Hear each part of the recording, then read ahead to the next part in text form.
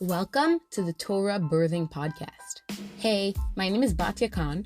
I'm a Rebbetzin, doula, and childbirth educator. My mission is to help women have the best transition into motherhood that you could possibly wish for, so you could fulfill your tafkid with support and recognize the power that you have.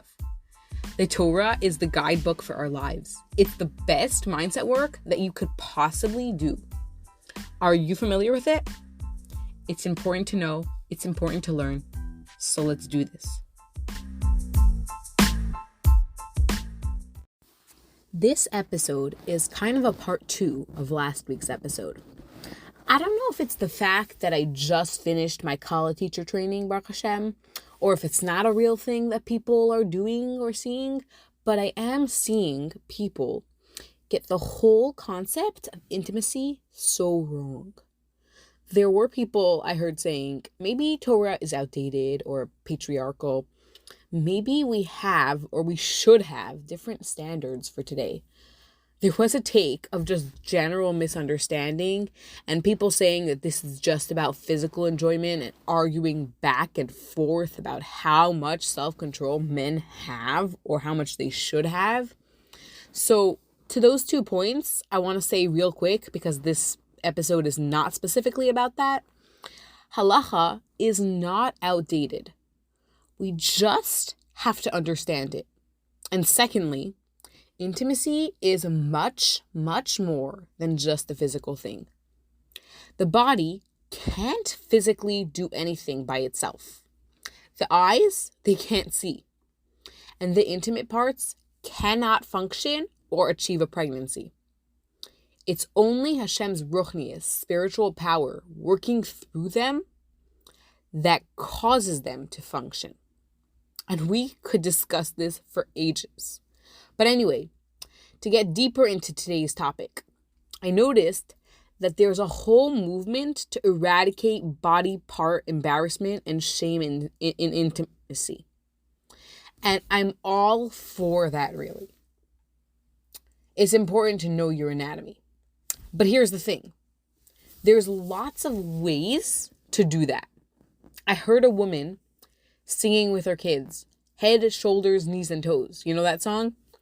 But instead, she labeled the whole anatomy. All the parts. So her kids were going around singing the song because that's how they thought it goes. And here's the problem with that take. We are not in Gan Eden. When Adam and Chava were in Gan Eden, they thought of their intimate and private parts as just like any other part of their body, like their eyes. Every part had a function and there was no embarrassment. After the Chet, they ate from the Eitz Hadas and they knew embarrassment. They knew temptation. It became a thing. Good and bad became confusing and all jumbled in the gray. There was so little left that was just colored in black and white. Most things were gray. So we can't just say and do whatever we want, whenever we want, about intimacy and intimate private parts to eradicate the shame. We need to eradicate the shame, but just having a casual conversation on a Tuesday morning over breakfast about it is not the best way to do it. So what is the best way to do it? And to learn the proper anatomy? It comes from the Torah, of course. You might notice that I don't say any of these terms straight out, any of the medical terms. And the reason why is in this week's Parsha, Vayakam. So I'm in Parshas Chumash Shemos, chapter Perek Lamed Hey, Pasuk Chav Beis, if you want to follow inside. Vayavo hanashim al hanashim kol nediv lev heviu chach v'nezem v'tabat v'kumaz kol klei zahav v'chol ish asher hinif tenufas zahav l'Hashem. And the men came with the women, and they were generous-hearted people. Every one of them brought bracelets, earrings, rings, and buckles. all of these golden objects, and every man was waving them, the gold, before Hashem. So some of these translations are from Rashi, and they're very interesting. I'm not going to get into them specifically, but the women were contributing of their jewelry to the Mishkan. That was another thing they gave besides for the copper mirrors that we talked about last week.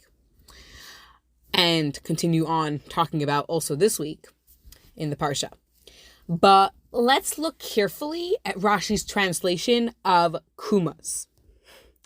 Kumas, klei zahav hu nason kineged oso makam shel isha. The kumas is a golden ornament that's placed over the woman's private parts, the oso makom, that place. V'Rabosenu pershu, shem kumas kan makom zima. And in Gemara, they explain that the name kumas is an acronym. Kan makom zima. Here is the place of foolishness. So what happened after the Itzadas was that one of the holiest mitzvos became something that people could drag to the lowest places. But notice how Rashi calls the private area of the woman oso makom, that place. It's a special thing, but it's a private thing. We don't walk around just showing all our private parts like they were able to actually in Gan Eden, because we live in a different world. And our real goal, and what the Torah is showing us, is that we have to replace the shame with privacy. So how do you have this discussion with your kids? The Torah's opinion? Not by telling them that these are body parts, just like any other body parts. Nope. Because these are special body parts. They're holy body parts. And they're private. In the way we dress, in the way we use them, and in the way we speak about them. Is it important to know about the terms and what they are in anatomical English? Yes, of course. For example, when we have medical concerns, it would be kind of tough to go to the doctor and tell him about oso makom and the cheder, the room, otherwise known as the makar, the source, which is the uterus. And the Mishnah has all these beautiful terms for the different parts. But notice the depth of these terms and everything they contain. Notice the holiness and notice the sensitivity. And when your kids ask you about them, about how babies are born, about how they are created, and your girls need guidance on their periods, and you are really trying to eradicate the shame, make sure to also convey to them that these times and these parts are so holy. Yes, it could be dragged down. And you need to educate about how to navigate the world properly. They need to know this. But also, it's so crucial to highlight that the Torah has a special view and about how to learn it. Not to skip the Rashis and not to skip the Torah sources. This is where we need to learn it.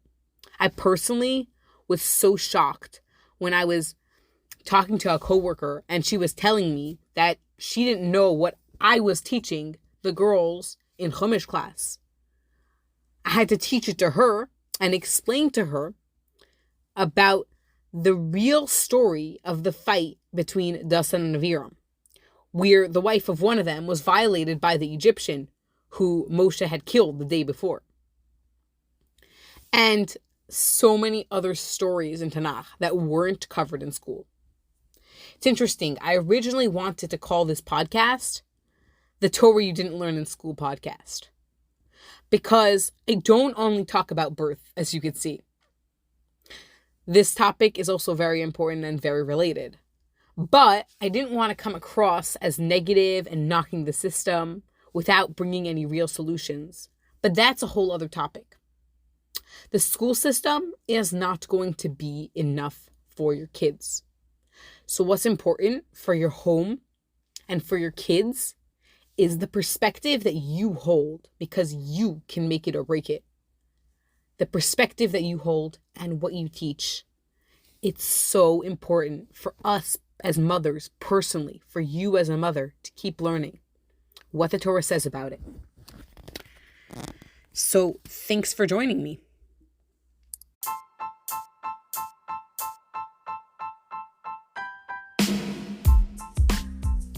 I would love to hear what you think. Message me on Instagram @Torahbirthing or send me an email, torahbirthing@gmail.com.